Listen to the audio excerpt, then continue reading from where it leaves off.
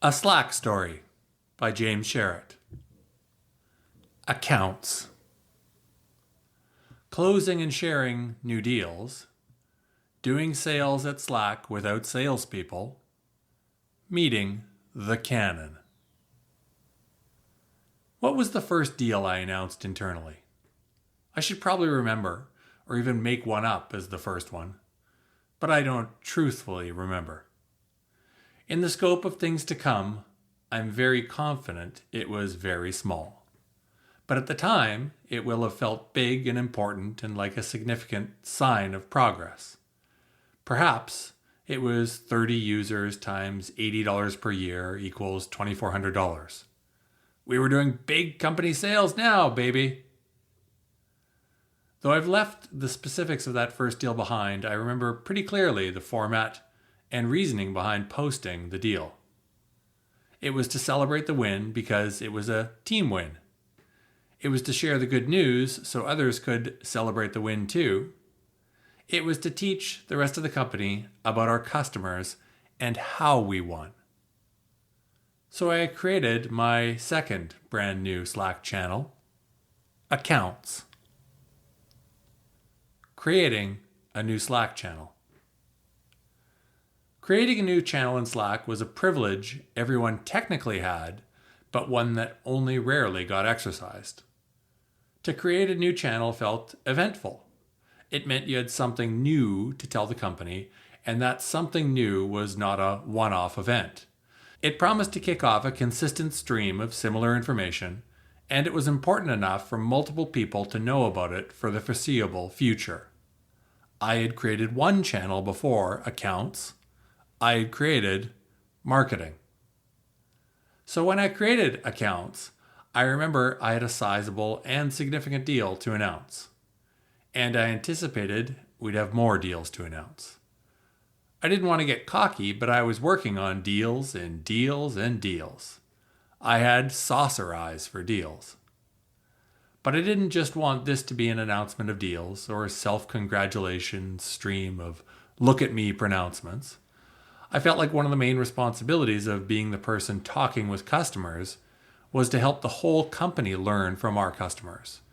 Their concerns, barriers to using Slack, context for making a decision to upgrade, as many of the key details as possible.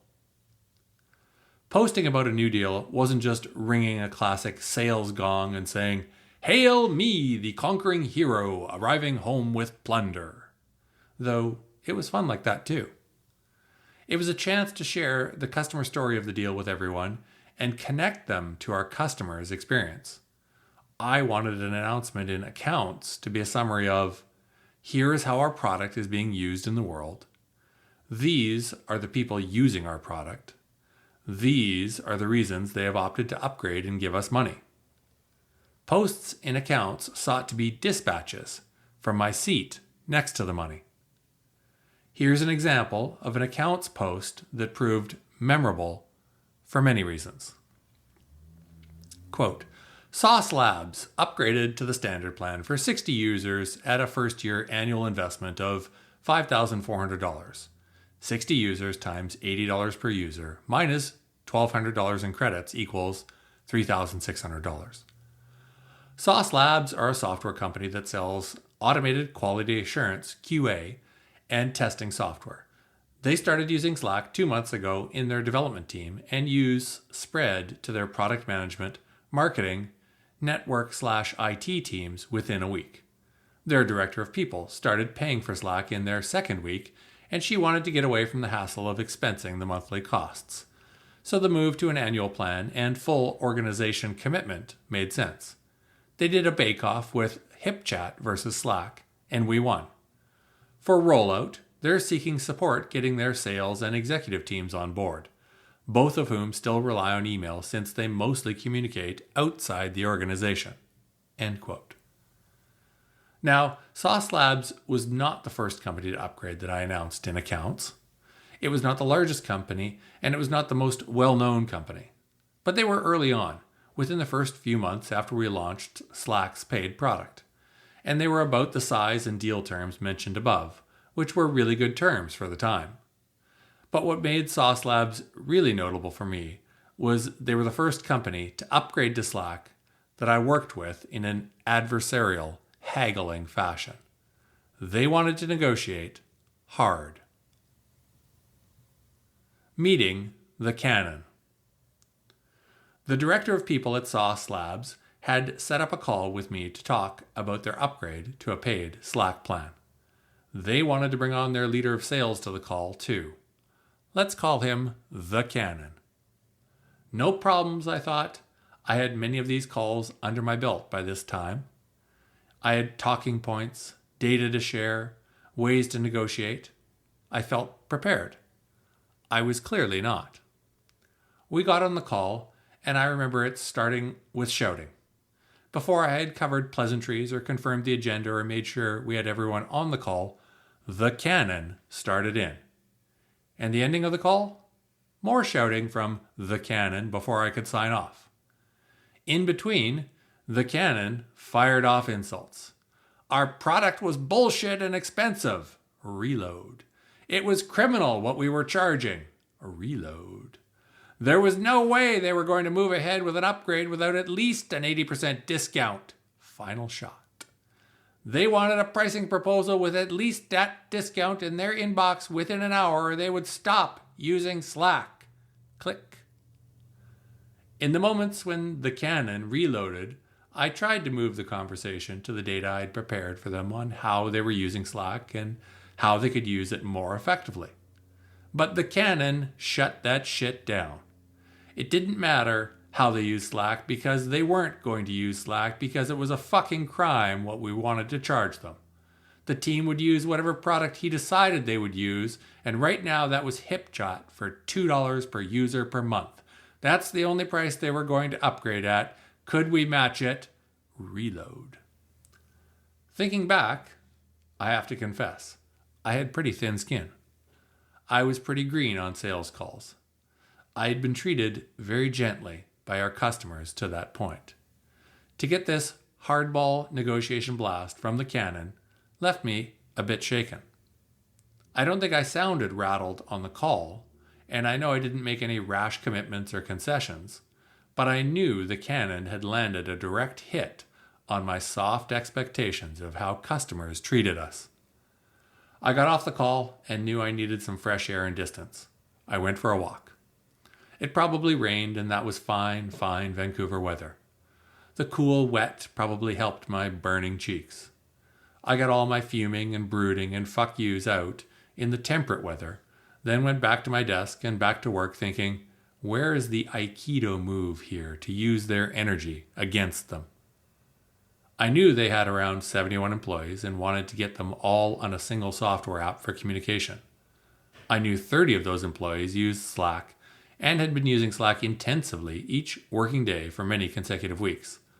I knew they had hooked in additional systems to Slack, so it worked almost as a heads-up display for them, consolidating messages from their tools in the place they worked with their teammates. Lastly, I knew that once technical teams got invested and comfortable using Slack like this, they were very hard to move. These technical teams were highly skilled, expensive, influential, and high-status people inside technical organizations. 30 of 71 employees meant we had 42% of their employees, but they were the employees that mattered most when it came to software selection. Broadly put, in a distinction we started to see across organizations, they were not just tool users, they were the tool choosers. What they wanted mattered. They were scarce, hard to hire, hard to keep, and essential to the success of the organization. In the classical Animal Farm frame, these were the people that were more equal than the others. So I proceeded, just as I would have if I had not taken any of the shots from the Canon. Here's how that looked. I'm including it in detail because it's close to how we handled all of our deals at the time, with many of the same positioning details and pricing arguments that Stuart and I had refined over time. I won't offer any commentary. Ask questions in the comments if you want any, but first, I'll let you see it for yourself. Hi, the Canon. Thank you for your patience as I put the differences between Slack and HipChat and pricing proposal together. Slack differences. There are a few very important differences between Slack and HipChat that I've outlined below. As I mentioned earlier, many people have done the comparison and we've collected their tweets about Slack versus HipChat, a reference to the Wall of Love. Search. Slack is built around search from the ground up. We do deep search on messages, including conversational context. So every link, every document, every discussion, and every decision is all available for you. We believe there is a huge amount of value in team communication archives, and almost all of it is locked up and inaccessible. Once you have good search over your entire history, it is something you will not be able to live without. Files. Slack treats files as first-class citizens.